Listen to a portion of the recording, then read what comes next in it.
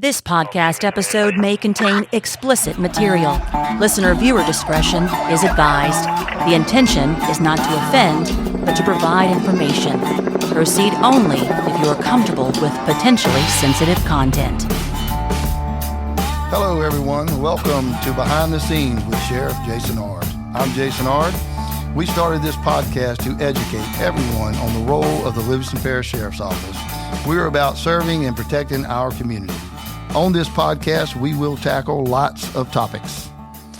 And I am so excited about today's topic as it is involving illegal narcotics that we have, unfortunately, on our streets. And I have some of my heroes here with us today. I have my lieutenant, Stephen Erdy, as well as Sergeant Cody Jarreau. These guys are the, I guess you can call the behind the scene getting our narcotics off the street, and they work very hard. They make a lot of cases. If you follow us on social media, you will see these cases that they make, and this is not a every once in a while type job. You guys are at it like all day long, all night long, and I just don't even know how y'all have time to hang out with your family sometime. I know y'all have kids and just some of the things you do, but look, thank you for being here. We want to get right into it and try to educate our listeners about what y'all seeing out there, all the stuff that y'all do and what y'all come across. And so with that, Steve, thanks for being here. Yes, sir. Thank you. And Cody, we appreciate you being here. Yes, sir. Thanks as for having us. So look, we're going to jump into it. So for our citizens out there, I know that a big hot topic that we don't even put on the social media much because we get a lot of pushback is your THC, but your marijuana, which is still illegal. And sometimes it's a sore subject, but that's what we do. It's illegal. And we're not talking about these little grams. I mean, y'all are popping these people with pounds of marijuana. And what is the things that y'all are seeing with that? And I know we have like vapes and things like that y'all are seeing. What is the things that y'all are seeing on the street, Cody? We see lots of large quantity marijuana, the THC vape carts, the wax, which is derived from the raw marijuana. They'll extract the pure THC from it. It's very high potent versus marijuana. Marijuana is usually in the 30% range, 20% range. Your carts and your wax, they range in 90 to 100%, almost 99%. Yeah. Y'all have a lot of problems with that with the kids, though, like the schools. I know that we've worked with our school system and complaints on some of our stores selling some of these items. Yes, sir. And I know we've made a case or two on these vapes. Are we still getting a lot of those type complaints? Yes, sir. They come in from time to time. We tend to get the stores selling them to kids. At that point, we'll start looking into them and try to conduct control purchases of them using a UC agent. Yeah. And look, that's why it's important for people to call and report that. And I know the parents have been a big friend to us when they catch their kids with these vapes and with THC in it and letting us know what's going on so y'all are made aware of it. Yes, sir. But one of the things that I want to get right to it too is I know that we see in fentanyl. I get asked all the time. First off, let's make sure we pronounce fentanyl right. Yes, right? I hear it's fentanyl, right. Fentanyl, but it's fentanyl. Is that how you supposed to? Is that the proper way to pronounce it? Yes, sir. Fentanyl. Okay. And so I know we've made a very large bust, the largest bust we've ever made, not long ago in the Albany area. And what was the doses that we got off of that case? I believe we put it somewhere around 130,000 pills. 130,000 individual doses. Dosage units. That's see, y'all know what like the amount, what the money amount that would be on the street? A lot. I don't think we ever did the conversion to it. Yeah, it's got to be like a stream amount. What is the average they buying these from, like a pill? So it tends to range. Individual dose, what would it be? If they purchase them wholesale to distribute them, they get them between 50 cents and $1. And then depending on the clientele, they'll sell them from $1 to $5 to $7. Man, Turnaround's pretty good on that. Yeah, sounds like it. Yeah. It's a little different than the old Roxycontin and Oxycontin days, right? Yeah. I think them pills were like $15, $20 a pill back in, it seemed like it. You get them buying them bottled in, and now you're buying them a couple hundred at a time. Well, that's because the border was never a problem, right? Right. Yeah. So, I mean, obviously the border is a big problem, and we see it. You guys see it every day. I mean, used to you had the individual doses. Now you got them like Erdy, you just explained, like in packages, like Hundreds. professional. Hundreds at a time. Yes. That's crazy. Most of your wholesale distributors, they'll purchase about 10,000 at a time. They call it a 10-pack, and that's what'll get them started on their selling. Yeah. And look, and I know we got a lot of families that are out there that has lost loved ones to the fentanyl, and from accidental overdose to overdoses, and so you guys, I commend you for fighting as hard as you do, trying to get these drugs off our streets, and it's not an easy process. And I kind of want to take some people through the process. Now, we're not going to give up all our tactics, but it's a pretty simple process when it comes to making these cases. First, we like to gather intelligence, whether it comes from a citizen or maybe through your investigation. One of y'all are working someone which would be an informant that you may have arrested for drug charges, maybe on a minor offense, that was willing to work with us and get information. Everybody knows that we do that. It's not like that's a big secret. Right. So, and I know there was a couple of cases that I want to talk about. One of them, I want to go to one that just recently happened. And, Cody, Steve, whoever wants to talk about it. But recently we were in Richland subdivision, and we were brought there because of the neighbors. Yes, sir. That was concerned. And if you want to walk us through that case, kind of how all that came about. Yes, sir. So for that particular case, we received numerous complaints from neighbors to that residence. The frequent traffic, cars coming and leaving all hours of the day and night, the strong smell of marijuana constantly. They were kind of getting tired of it. At that point, they made several complaints to us. We began kind of doing our thing, investigating them, identifying them, then conducting surveillance. And at that point, we try to stop vehicles leaving and get some probable cause for the residents so we can obtain a search warrant. And this one was pretty good because y'all were able to have a probable cause stop. Yes, sir. And you got some THC wax. Yes, sir. As well as let's see right here. I think you had some vape cartridges, which we had just talked about earlier with THC in it. Yes, sir. And if I remember, did I have it brings you back? So then you write a search warrant for the house. Yes, sir. And I thought I read in here, did y'all get some guns off of this deal? Yes, sir. There were several firearms in the residence as well.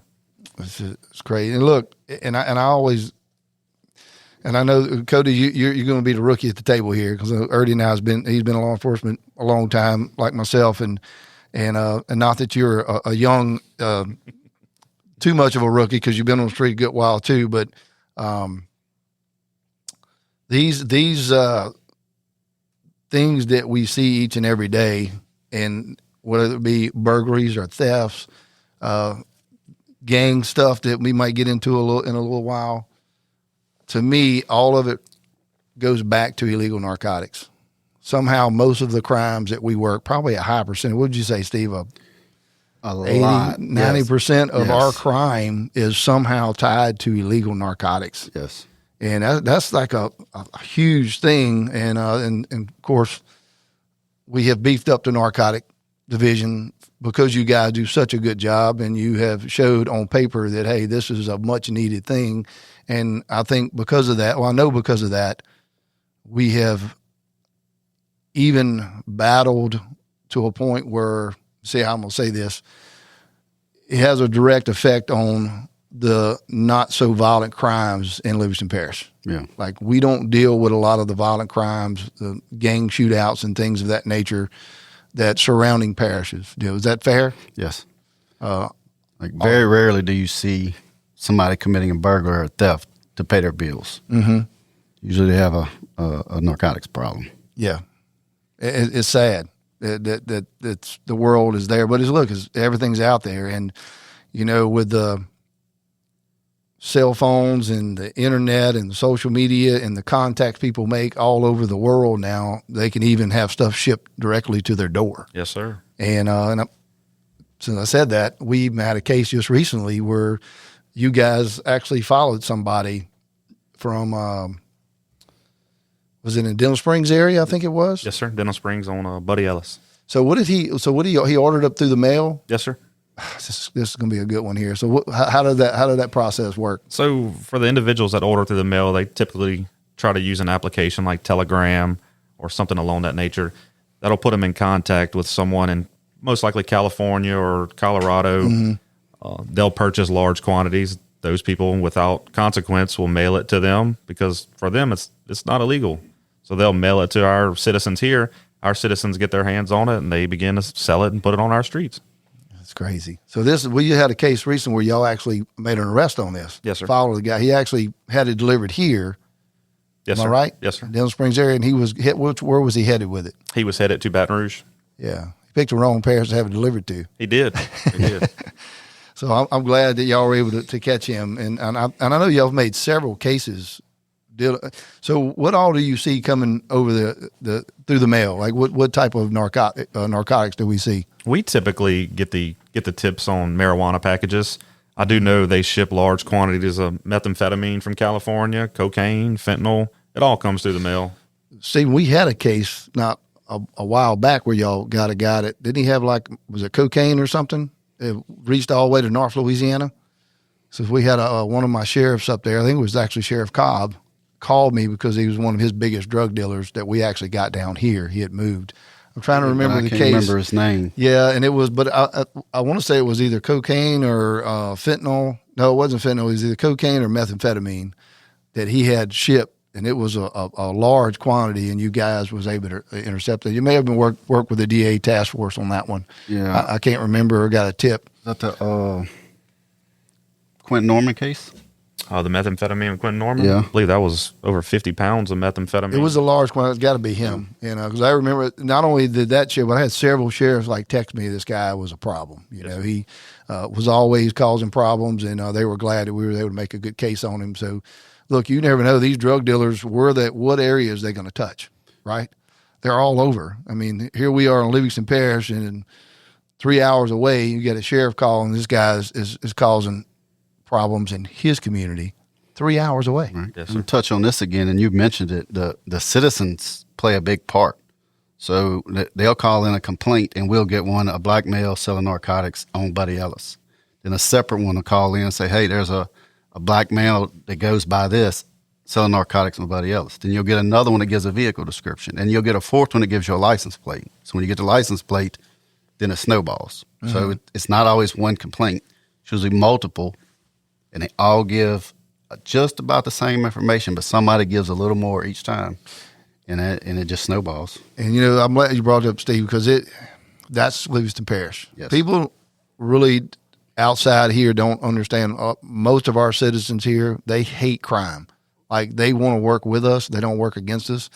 And I've had several of guys that work here that came from other areas that were surprised when they get boots on the ground here how well our community works with us. Yes, and it comes from trust and knowing we're going to do the best job we can. Now, the bad thing about narcotics is sometimes it's not a fast-paced process. We do have those. And look, in our uniform patrol, they do a great job.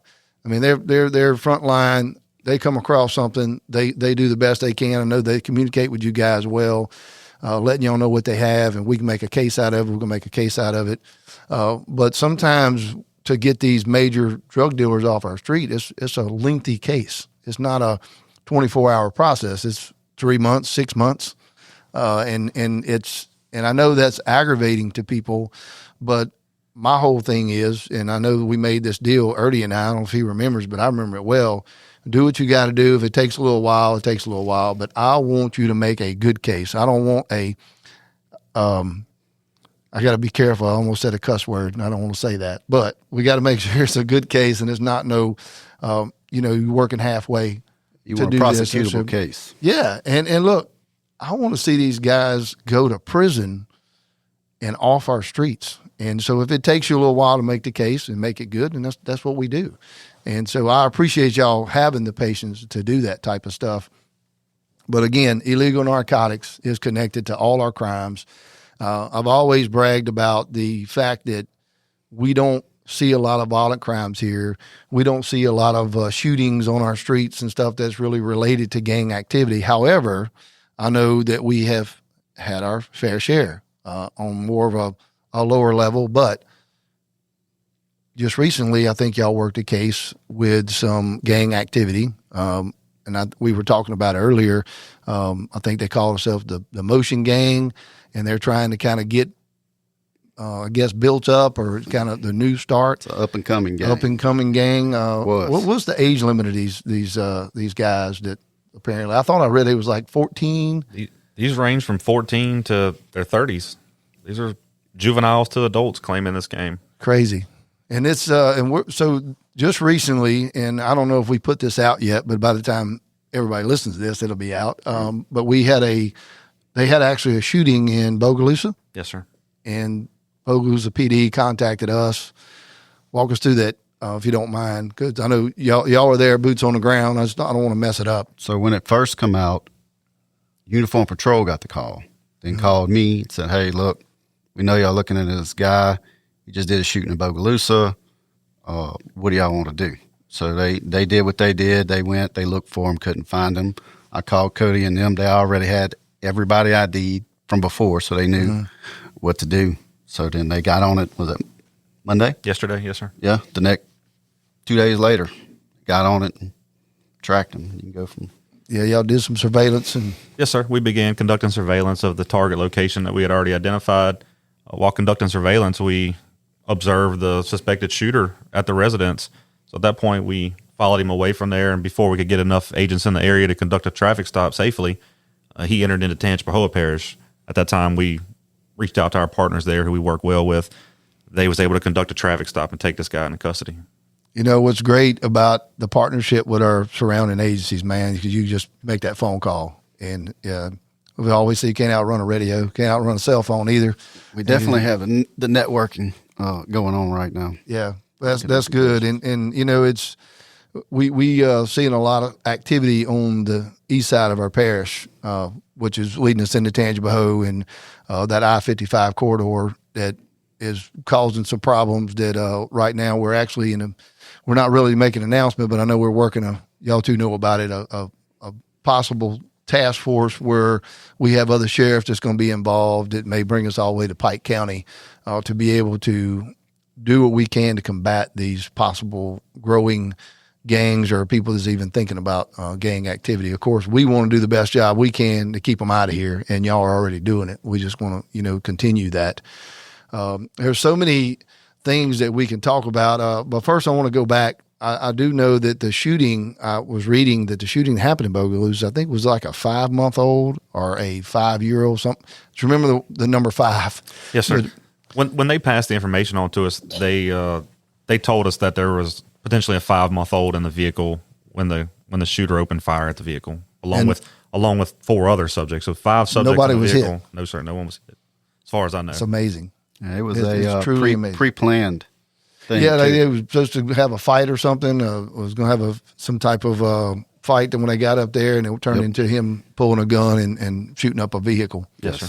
Lucky nobody got killed. Luckily. Especially that little baby. Man, that could have been a really bad situation. Well, now he's in jail. Yes, I sir. think he was charged with like 4 or 5 counts of attempted first-degree murder. 5 counts. 5 counts. Well, he's where he needs to be, and I'm glad he's off our streets. And I know there were several other people that were arrested. So I commend you guys for jumping on that and making a good case. So hopefully it'll be a great prosecutable case for not only our district attorney, but I think most of it happened from Washington Parish all the way up to Pike County and stuff. So hopefully we'll be able to keep those guys where they need to be. And we'll have charges on him here. That's what narcotics charges. Yeah, well, that's good. So look, man, I appreciate you guys. I mean, we're going to come back, and I know there's a lot of cases that we kind of touched on today. I know there's a lot more out there, and we'll start getting kind of maybe in some details of those cases. But before we go, I know that there is anything that you guys we got a lot of people listening that you would advise them as a parent to parent, law enforcement to our community, of the things that y'all would like to see, or just anything you think they might need to know. Keep sending the tips. The tips work. Yeah. Even as bare minimum, You may send the bare minimum information, but somebody else sends another little piece, and then somebody else sends another little piece, and it kind of just works itself out. Yeah. And to touch on the THC stuff, like the vapes to the kids is a big thing right now. Trying to cut down the THC vapes. Complaints on that too. Any information we can get that would help us stop that. Selling other stores. All our tips come from the community. Yeah. Anything we don't know until they tell us they're selling my kid THC vapes. We're only as good as the information we receive. And to touch on the THC, what a lot of people don't realize is the violent crime that's associated with marijuana. I know we tend to turn the other cheek at marijuana because it is just marijuana, but we've had numerous armed robberies over pounds of marijuana, even homicides. Yeah. It is usually connected. Very seldom do we just arrest people that just have marijuana on them. Yes, sir. I mean, normally this methamphetamine's added, stolen guns. It's criminal activity definitely going on. And so, look, our job is to follow and enforce the law. And that's what we're going to do. And whatever's illegal or deemed an illegal narcotic, then you'll go to jail for it. I mean, that's what we took an oath of office for. Cody, Stephen, thank you guys for your time. I know it's precious because you guys never stop, you never sleep, and you do a great job of keeping our community safe. And I just want to say thank you for being here and helping educate our listeners. And I can't wait to get into more of the cases that y'all have been working in the past, and look forward to kind of sharing those with our community. So thank you guys for being here. Yes, sir. Thank you for having us. And I appreciate all of you for listening today. And if you hadn't, download our LPSO app, follow us on social media. You'll find out everything that's going on and keep up with everything. And thank you guys, Stephen, Cody, for your service to Livingston Parish. And as always in Livingston Parish, we love our schools, we love our churches, and we absolutely believe in the Second Amendment. Be safe and be blessed.